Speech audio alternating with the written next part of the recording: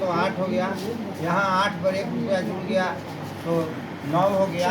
Retailer बंधु कहते हैं कि हमारा सेल बहुत कम होता है, आप लोग को तो ज़्यादा ग्राहक मिलता है, तो ये कहते हैं कि हम 9 का माल है, इसको कम से कम 2 रुपया प्रॉफिट लेंगे, तो हम लोगों को 11 में मिल रहा है, यानी 5 रुपया का माल 11 रुपया में मिलता है। अब सोच करके देखिए, ये आपकी पूरी कमाई आधा रुपया बाजार में चला गया। हम लोग अमीर होने के लिए पूरा प्रयास कर रहे हैं। कैसे अमीर होंगे? बाली को वरदान मिला था कि सामने से जो लड़ेगा उसका आधा ताकत तुम में, अब पहले से जो उसके पास है तो मजबूत वो हो गया, वो हाथ सामने वाला को हरा था। बाहर आदमी बोले जाओ ना, तो फिर हम लोगों के साथ भी वही घटना घट रहा है। यहाँ से गेटवा तक जाके देखिए, पहले हम लोग 8 घंटा काम कर रहे हैं, तो 8 घंटा में से 4 घंटा काम इन लोगों के लिए कर रहे हैं। इनका काम है केवल माल को पहुंचाना। पहुंचाने वाले लोगों के लिए हम लोग 4 घंटा का रोज मजदूरी उनको दे रहे हैं, और बाकी 4 घंटा का सामान हमको मिलता है। अब इस 4 घंटे को इनकम के बचाने के लिए अगर कोई साधन है तो आम पब्लिक के पास साधन नहीं है। इसके लिए यही साधन आया RCM कॉन्सेप्ट लेकर के। ये RCM कॉन्सेप्ट का नाम है, ऐसे इस मेथड का नाम है DSM, डायरेक्ट सेलिंग मेथड। अब गौर करने की बात है, अमेरिका हमसे समझदार है या मूर्ख, सोचने की बात है। अगर वो हमसे समझदार है तो 1970 से वहाँ DSM चल रहा है। 1970 से अपने देश में कब आया? MBA लेके पहले आया था, लेकिन वो इंटरनेशनल मार्केट में कंपनी होने के कारण उनका सामान जो था कीमत ज़्यादा था, जो हिंदुस्तान के लोगों को बस से बाहर हो गया। जैसे वही पेस्ट $3 में अमेरिका में बिकता है, तो उस यहाँ पेस्ट का कीमत बहुत ज़्यादा हो जाता है, कम से कम 150-200 रुपया लीटर का हो जाता है। तो यहाँ के आदमी खरीद नहीं पाता था, उनका नेटवर्क अच्छा से नहीं भारत में रन कर सका। तो ये सन 2000 में आए RCM एक सिस्टम लेके, और ये अपने देश में काम करना शुरू किया। RCM का मतलब हुआ rate for Indian, culture for Indian और mentality for Indian. Indian mentality के अनुसार प्रोडक्ट इनके पास है। कैसा? 1 रुपया का भी शैम्पू है, 9 रुपये का साबुन है, और 9 से लेकर 50 रुपये तक का साबुन आता है। शैम्पू आता है 1 रुपया से लेकर के 95 रुपया तक। इसी तरह से सारे सामान जो है कि निम्न स्तर से हाई स्तर के लोग भी इसे खरीद सकें। तो इसी सिस्टम की हम लोग बात करते हैं, इसमें ज़्यादा कुछ अलग से करना नहीं। हम लोग जो कर रहे हैं उसी के केवल दिशा परिवर्तन करना है। पहले से हम लोग कपड़ा पहन रहे हैं, तो RCM छोड़कर आज कपड़ा पहनना, जूता पहन रहे हैं पहले से, तो आज भी जूता पहनना है। खाना खा रहे हैं, नीमक, तेल, मसाला, धनिया बाजार से वही सामान यहाँ से ले लेना। काम इतना ही करना है, लेकिन लोगों को लगता है बहुत भारी काम है। कहीं भी अगर शुद्ध सामान और अच्छा सामान खरीदेंगे तो उसका रेट अलग करें। जैसे आप हल्दी का पाउडर बाजार में लोकल लेंगे तो मिल जाएगा। अगर हल्दी का रेट 150 रुपया है तो पिसा हुआ भी हल्दी 150 रुपया में ही मिलेगा। अब सोचने का विषय है कि पिसाई कहाँ गया? तो पिसाई के बदले उसमें मिलावट कर दिया जाता है, चाहे तो उसमें धान की भूसी डाला जाता है या और कोई 3rd क्लास का माल डाल दिया जाता है, जिसका कि बाजार में कौन पर बतिया लेना पापा, कहना बतिया। धनिया का भी वही है, जिस रेट में आपको धनिया मिलेगा उसी रेट में पाउडर मिलेगा। ना ले जाओ। पिसाई के बदले उसमें एक मन में 5 किलो धान का भूसा डाल दिया जाता है। धान का भूसा अगर मनुष्य खा भी लिया तो कोई हानि नहीं है, पता भी नहीं। तो आज के डेट में बिजनेस लोग कुछ भी करने के लिए तैयार हैं, वो अपने इनकम के फेरे में। जो ये 5 जो मिडिल मैन बैठे हुए हैं, ये समाज सेवा के लिए नहीं, इनका मुख्य मुद्दा है पैसा कमाना, समाज के लोगों का स्वास्थ्य चाहे जहाँ बिगड़ के चले। सही इनका बात। कोई लेना देना। सही बात, मिलावट कर तो कर अपने के यहाँ बर्बाद जो कर। भी सामान है वो 100% शुद्ध है और स्वास्थ्यवर्धक है। जो भी है स्वास्थ्यवर्धक है, तो हम लोग स्वास्थ्यवर्धक सामान का यूज करके अपने स्वास्थ्य की रक्षा कर सकते हैं। आज के डेट में सबसे बड़ा चुनौती है स्वास्थ्य। करीब करीब आदमी अस्वस्थ हो चुका है। घर में अगर 5 व्यक्ति हैं तो 1 व्यक्ति का रोजाना दवा चल रहा है। हर एक चौथा पांचवा घर के बाद शुगर का पेशेंट मिलेंगे। सही बात। हर एक 10वां 12वां घर के बाद क्रोनिक डिजीज का रोगी मिल जाएगा। 20 से 25 घर बाद एक आध कैंसर का रोगी मिल रहा है। सही।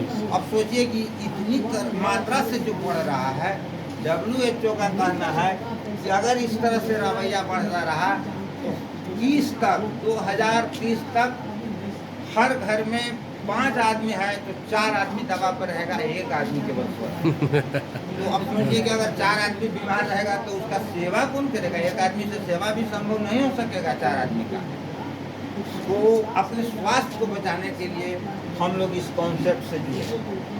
और अगर आपके पास स्वास्थ्य बच गया तो बहुत ज़्यादा धन का इनकम शुरू भी होगा। WHO एक विश्व स्वास्थ्य संगठन संस्था है। WHO का कहना है कि हम लोग अपने कमाई का 70% पैसा जो है मेडिकल साइंस पर खर्चा करते हैं। हम लोगों का स्वास्थ्य खराब हो जाता है और जिंदगी में जितना कमाते हैं उसका 70% मेडिकल साइंस में जाता है। तो इस 70% को बचाने के लिए कुछ नहीं करना है, दिशा बदल देना है और स्वास्थ्यवर्धक सामान को खाना है। अब हम अपने पूछने के लिए आपको इसमें कोई खास काम नहीं करना है। आधार कार्ड का स्कैन किया हुआ फोटो, स्कैन फोटो हो गया, एक फोटो लगेगा और दूसरा है नॉमिनी का आधार। नॉमिनी का आधार ये भी स्कैन करके देना है या खाली नंबर दे देना है। तीसरा है बैंक खाता, ये भी स्कैन करके देना।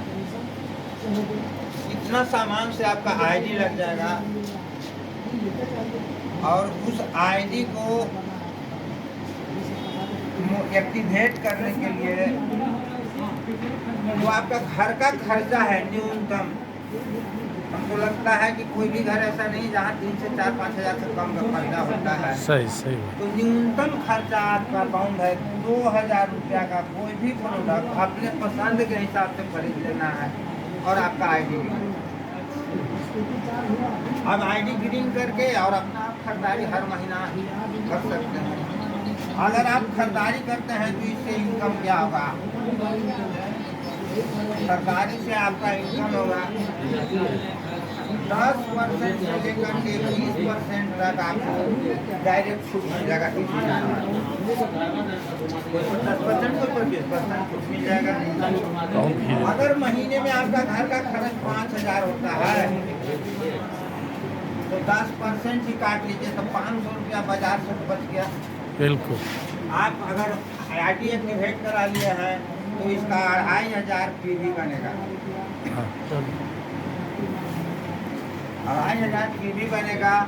इसका कम से कम न्यूनतम 10% आपको 250 रुपया यानी 750 रुपया आप 1 महीना में बचा सकते हैं।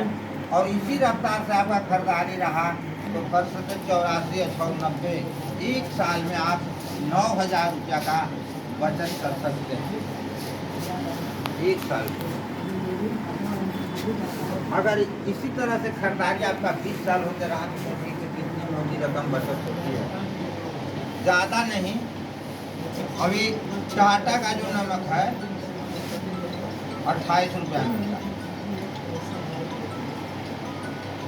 28 रुपया मिलता है। ये क्या है? डबल रिफाइंड नमक है। ये डबल रिफाइंड नमक है टाटा। हमारे यहाँ भी नमक मिलता है, इस पर थोड़ा ठप्पा लगा है RCM पे। ये मिलेगा आपको, दाम है 20 रुपया, मिलेगा 15 रुपया। वाह। अब 28 का माल 15 में मिलेगा, कितना बचत हो गया? 13 रुपया। 13 रुपया का बचत हो गया। अगर किसी परिवार में अगर 50 साल में 1 लाख का अगर नमक खाया है तो यहाँ 50% लेस कर दीजिए, केवल नमक से 50,000 रुपया एक घर में बढ़ सकता है। वाह और नमक खाना बंद कभी नहीं होगा जब तक कि आदमी धरती पर है। सब काम बंद हो सकता है लेकिन खाने पीने का काम जब तक जीवित है बंद नहीं होगा। तो हम अपने खाने पीने से भी इनकम कर सकते हैं। और अगर किसी को और बचाएं, किसी और को आप भला का काम किए करते हैं। भला का काम क्या है कि आप स्वास्थ्य बचाने के लिए इसके साथ आ गए तो आप किसी को और बचा सकते हैं ना, बगल अगल के बता के उसका भी भला कर सकते हैं। तो अगर आपने भला का काम शुरू किया तो अपोजिट किसी चीज का भी है। प्रकृति ने जो भी बनाया उसका सबका अपोजिट है। दिन बना तो रात है, गर्मी बना तो ठंडा है, अंधकार है तो प्रकाश है, ज्ञान है तो अज्ञानता भी है। उसी तरह से भला आप करते हैं तो ये पलट जाता है और आपको लाभ मिलता लाभ है। में तब्दील हो जाता है। तो इससे क्या बात। अच्छा और क्या काम हो सकता है। हम लोग अध्यात्म, बहुत सारे लोग हैं जो अध्यात्म को जानना चाहते हैं। अध्यात्म पूजा पाठ से अध्यात्म नहीं है। अध्यात्म यानी अध्ययन जो आत्मा, वाह। आत्मा का जहाँ अध्ययन हो उसी को अध्यात्म कहते हैं। वाह बहुत सुंदर। तो यहाँ अध्यात्म में जो फल मिलता है वहाँ लोग बताते हैं अर्थ, धर्म, काम, मोक्ष। आप धार्मिक काम कीजिएगा तो लोग बताते हैं अर्थ, धर्म, काम और मोक्ष। लेकिन यहाँ अगर आप आरसीएम करते हैं तो यहाँ सबसे पहले शुरुआत होगा धर्म से। वाह आपका शुरुआत होगा धर्म से। धर्म क्या है? किसी को आप भला करने जा रहे हैं, धार्मिक काम है। बुरा करने जाएंगे तब ना कल कुकर्मी हो जाएंगे। किसी को भला करने जा रहे हैं तो धर्म शुरू हो गया।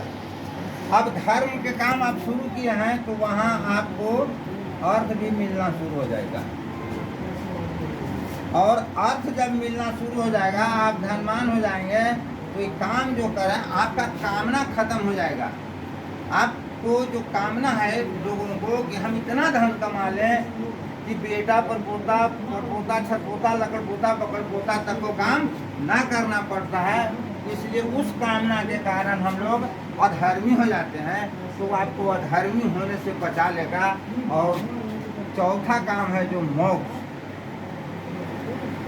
आपको शांतिपूर्ण जिंदगी जीने का सारा पाठ पढ़ा देगा और ये चारों चीज प्राप्त हो जाएगा। इसके साथ अगर आप पकड़ लिए इसको साथ, तब अब पकड़ना साथ कैसे है? अगर हमको दिल्ली जाना है, हमको सीट नहीं मिला, कुछ लोग फर्स्ट क्लास में बैठे और हमको सीट नहीं मिला तो हम वो जो लैट्रिन वाला दरवाजा था उस जगह बैठ गए। धैर्य धारण किए रहे, बैठे रहे। तो अगर ट्रेन दिल्ली पहुंचा तो हम भी दिल्ली पहुंच जाएंगे, चाहे वो एसी से जाएं या खड़ा होकर जाएं। तो इसमें आपको धैर्य धारण करके सिस्टम को पकड़ते रहना होगा, पकड़े हुए रहना पड़ेगा। और अपने आप को ज्ञानवान बनाने के लिए, अगर आप अपने आप को धनवान बनाना चाहते हैं इस दुनिया में, तो सबसे पहले आपको ज्ञानवान बनना होगा। जिस क्षेत्र में ज़्यादा जानना चाहते हो उस क्षेत्र का ज्ञान हासिल कीजिए और उस क्षेत्र में आप सफलता की कहानी तैयार कर लीजिए। अब इतने पर अपनी वाणी को विराम देता हूँ और हमारे विश्व रंजन सर आएंगे, आप लोगों से सुना करके सत्संग